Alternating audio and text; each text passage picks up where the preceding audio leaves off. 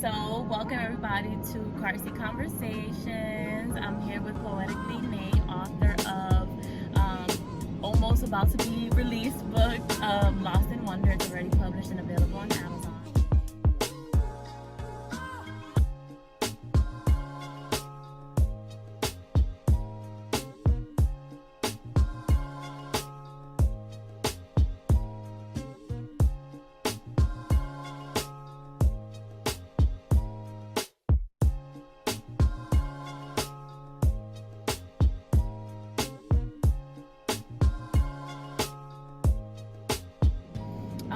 So Carsey Conversations is kind of just like us hanging out, talking.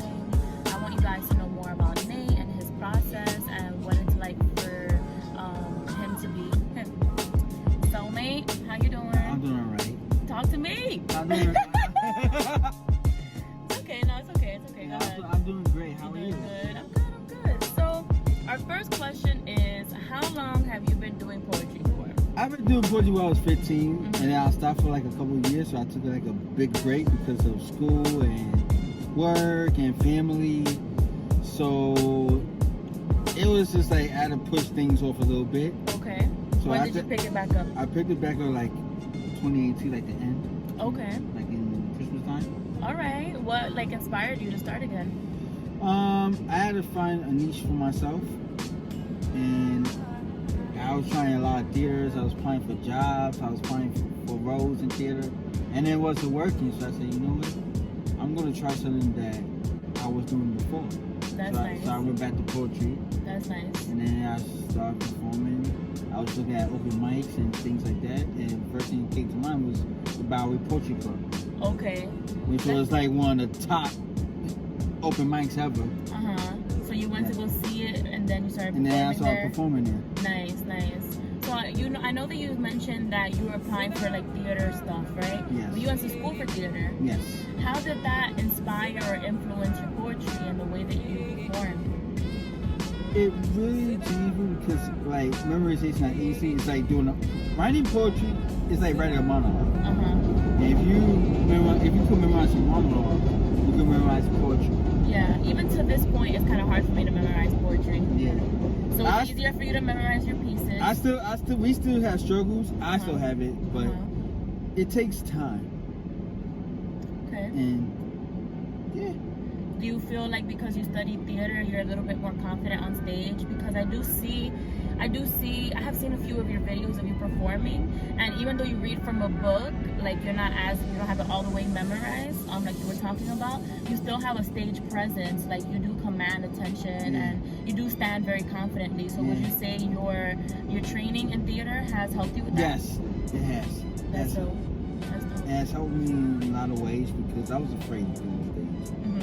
And then my favorite professor, which was Professor Gary Nealcott, he'll take you out of your comfort zone. How? Like what kind of stuff did you guys do? He was my teacher for this production called What Are You Afraid Of? And this production really helped me. I had this long, big ass monologue, and I had to memorize it from piece to piece. Wow. So it took me a while just to get on stage and do it. And then one of my other favorite professors is Stephanie Sertles. She is now a program director at LaGuardia. She is one of the most dopest professors ever because she will give you constructive criticism, and you don't even know it until she give it to you, and she'll show you how you do it. Okay, so she really showed you, those two professors really showed you the parts of your craft that you need to work on and inspired you and guided you. That's nice. What do you like about writing and performing? Writing is like your beat and your actions. What do you mean by that? It's like if you read a script, you're doing your beats and your actions, so you know how you're feeling. Okay. What's the person? Then you study yourself. Okay, so you like how it's a reflection for you. So you study yourself as you study others. And then it's good because you get to do your research on what's going on in the world, and then you just write about it in response. Okay, so writing makes you feel more connected to yourself and other people. Yes.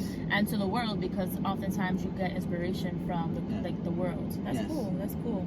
So tell us about your favorite performance piece. I got too many of them though, but one of my favorite performance piece. It's not published in North and Wonder. It's called Dear Disney Plus. Because I grew up watching a lot of live action Disney movies. Okay. So I grew up watching The Mighty Ducks, First Kid, Lizzie McGuire, Smart Guy, which is part of Disney, Boy Meets World, things like that of that nature. And it inspired me. Okay, I gotta write this now. You get what I'm saying? Yes. Like there was a lot of parts of what you were watching that were like really cool for you to connect with. And okay, Yes. was it because like other realities like intrigued you? You know, because like all this stuff on TV is not anything kind of like our real life. Yeah. You know what I mean? It's not. But then you want to... Like it takes you to other worlds and stuff. Like people love reading books because it takes them to other worlds. Yeah. Yeah. Books, I haven't read books in a while. Ever since I've been writing, I have to get back on it. I haven't been reading either. Yeah. I'm not a big reader. Yeah, me either. I just like to write. Like, Right. if you don't like my reading, okay. Right. Okay. So what do you like about the poetry community? Because I know you were talking about the Bowery and theater and how you got back into poetry in 2018. So, and you've also told me that you've been to a lot of spaces. You've been to Queens, LES. I don't know if you visited Bronx Poetry or anything uptown. I haven't. Everybody asked me about that. Like, why don't you come? Shay even invited me. Why don't you come? Shout out to Shay. Why don't you come? And like, I didn't have the time because I work early mornings. Right. And it's tough. Right. Even though Bronx Poetry is like right there. Right. It's still. Well, what do you like? What do you like about the poetry community? Like the ones that are really close to you, right? But also just like the scenes in general. What do you enjoy about them? The scenes are great. They are more variety. It's really diverse. So I gotta give, but really, it gives me more empowerment to write more. Like it's just reading, listening to somebody's. I like listening to somebody's poetry instead of reading it, because it gives me more feeling. Got you. So you enjoy like the feeling of the community. How about the people? Like, what do you like about the people in the poetry community? The people poetry are great. You got some bad, you got some good. Okay. And they're all great. I never had problems with any of them. Okay. It's just. So, but I'm saying like, when it comes down to the people in the community, right? Because the community is a lot of things. It could be like businesses, buildings, literally like parks, right? Yes. But the people in the community, those are the ones that you get to have as mirrors, like you were talking about, that inspired you. So if you can say one thing about the importance of your relationships in the poetry community, what would that be? My relationships? Yeah. My relationships are good. And I get to like, why do you value them?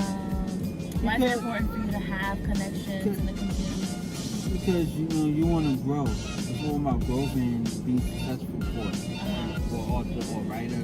Not just the poetry community, but with any community you're in. Either it's like a basketball community, sports community, right, or whatever community you're in, even in the music business. Right. You have to have this relationship so to grow. Okay. So, what would you like people to know about you that they don't already know? They don't know that I have struggled with anxiety. Like, just people think I have a bad vibe, and which I don't.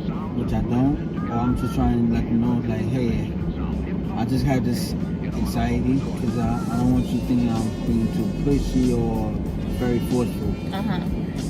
So, what are some ways that people can maybe like communicate with you better when they don't understand? Like, for example, like if you feel like someone is misunderstanding you, what can they say to you to help you maybe change the way that you're talking to them? Just say, hey, look, I get very anxious at times, so just don't mind me. What can people say what can people say to you, like, to help you know how they're feeling? Just don't be afraid. Just be open. Okay, so you want people to be open with you. Don't be afraid of you. That you're not trying to like be pushy or aggressive or have a bad vibe, but that sometimes you're unsure of how to connect with people. Okay.